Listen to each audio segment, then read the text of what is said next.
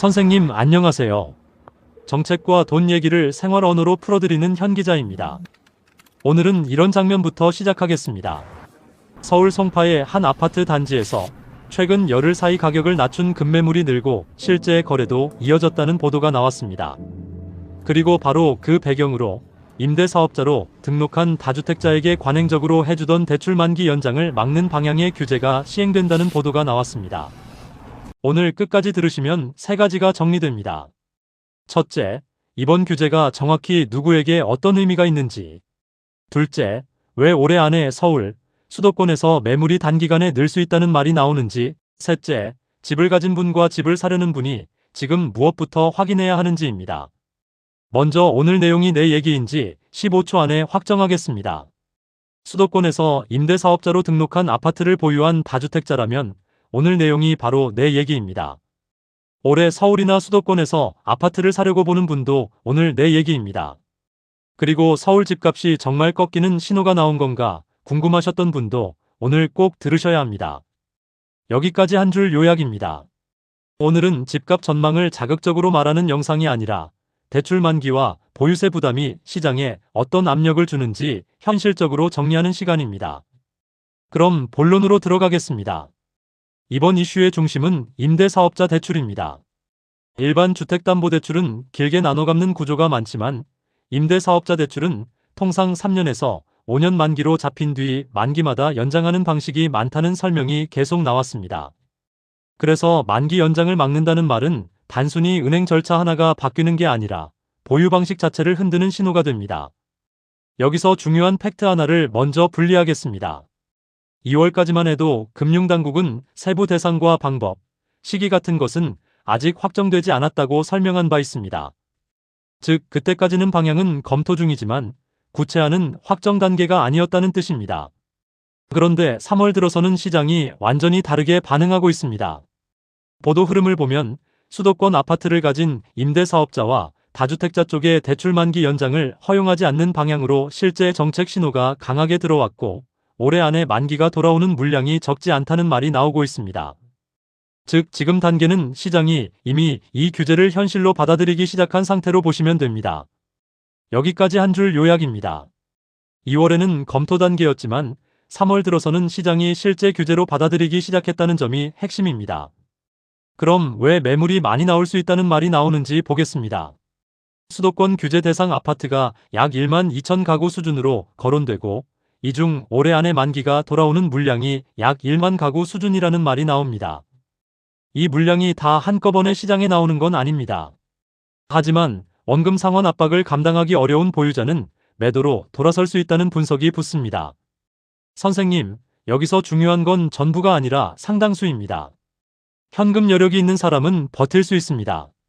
하지만 대출을 계속 굴리며 보유해온 사람은 만기 연장이 막히면 선택지가 급격히 줄어듭니다. 그래서 시장이 매물 증가 가능성을 민감하게 보는 겁니다. 여기까지 한 줄 요약입니다. 핵심은 대출 만기입니다.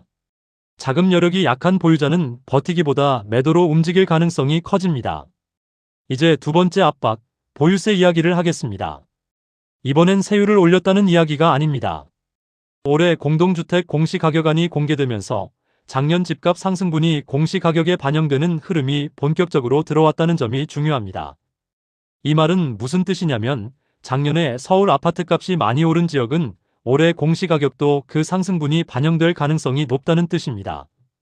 그래서 세율이 그대로여도 재산세와 종부세 체감은 커질 수 있습니다. 즉, 올해 시장 압박은 하나가 아닙니다. 대출 만기 압박과 공시가격 반영에 따른 보유세 부담이 같은 해에 겹칠 수 있다는 점이 핵심입니다. 여기까지 한 줄 요약입니다. 올해는 대출 만기와 보유세 부담이 같이 시장을 누르는 구조로 읽힙니다.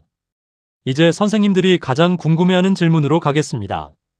그래서 집값이 본격적으로 떨어진다는 말이 맞느냐입니다. 여기서는 사실과 해석을 분리하겠습니다. 사실로 보면 최근 서울 일부 지역에서는 가격을 낮춘 급매물이 늘고 실제 거래가 이어졌다는 현장 보도가 나왔습니다. 수도권 임대사업자 보유 아파트 가운데 만기 도래 물량이 적지 않다는 말도 나왔습니다. 또 공시가격 반영으로 보유세 부담 전망도 같이 커지고 있습니다. 해석으로 보면 이 세 가지가 겹치면 단기적으로는 금매가 더 나오는 구간이 생길 수 있습니다. 특히 자금 압박이 큰 보유자에게는 매도 요인이 커집니다. 하지만 서울 전체가 똑같이 움직인다고 단정하는 건 이릅니다. 현금 여력, 입지, 규제 여부, 실제 수요가 다 다르기 때문입니다. 가능성은 이렇게 보시면 됩니다. 규제가 강하게 집행되고 공시가격 부담까지 체감되면 강남과 용산 같은 선도 지역부터 가격 조정 신호가 더 선명해질 수 있습니다. 반대로 정책 세부안이 예상보다 완화되거나 매수 대기 수요가 받쳐주면 하락폭은 제한될 수도 있습니다. 여기까지 한 줄 요약입니다.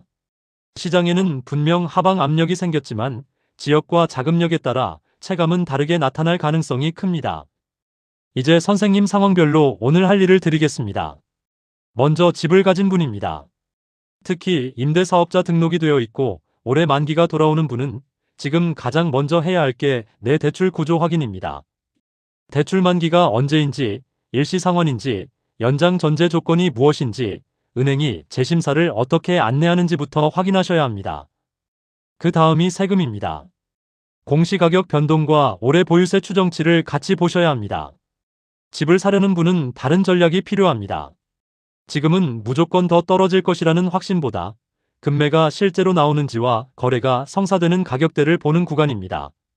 즉, 호가만 보지 말고 실제로 체결되는 가격 흐름을 보셔야 합니다.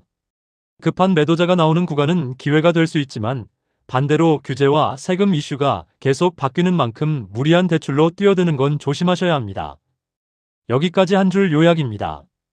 보유자는 대출 만기와 공시가격부터 보고 매수자는 호가보다 실거래 흐름과 자금 계획부터 보셔야 합니다. 이제 실수 탑3를 짧게 끊어드리겠습니다. 첫 번째 실수는 정책이 나오기 전에 설마 괜찮겠지 하고 대출 만기 구조를 안 보는 겁니다. 두 번째 실수는 공시가격 발표를 그냥 뉴스로만 보고 내 집 변동폭을 직접 확인하지 않는 겁니다.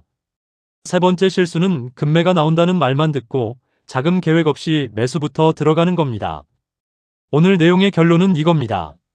이번 이슈의 핵심은 집값 전망 그 자체보다 임대사업자 대출 만기 연장 관행에 제동이 걸리고 공시가격 반영으로 보유세 부담이 커질 수 있다는 두 개의 압박이 동시에 시장에 들어오고 있다는 점입니다. 그래서 올해는 누가 먼저 버티기 어렵냐가 매물 증가의 핵심 변수가 될 가능성이 큽니다. 이제 오늘 할 일 두 개만 드리겠습니다.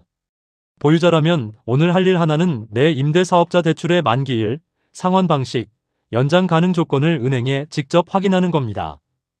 오늘 할 일 둘은 공시가격 변동과 내 보유세 부담이 얼마나 커질지 같이 계산해 보는 겁니다. 그리고 은행이나 기관에서 바로 통하는 한 문장 질문을 드리겠습니다. 저는 임대사업자 대출을 보유 중인데 올해 만기 연장 가능 여부와 재심사 기준, 일시상환 필요 금액, 그리고 공시가격 변동에 따른 보유세 부담까지 함께 점검하고 싶습니다. 댓글은 개인정보 없이 이렇게만 남겨주세요. 보유자인지 매수 대기자인지 그리고 서울인지 수도권인지 정도만 남겨주시면 다음에는 어느 쪽이 먼저 흔들릴지 더 쉽게 풀어드리겠습니다. 그리고 다음 영상에서는 오늘 나온 공시가격이 왜 세금만이 아니라 건강보험료와 복지 자격까지 같이 흔들 수 있는지 그 부분만 따로 떼서 정리해 드리겠습니다. 지금까지 현 기자였습니다.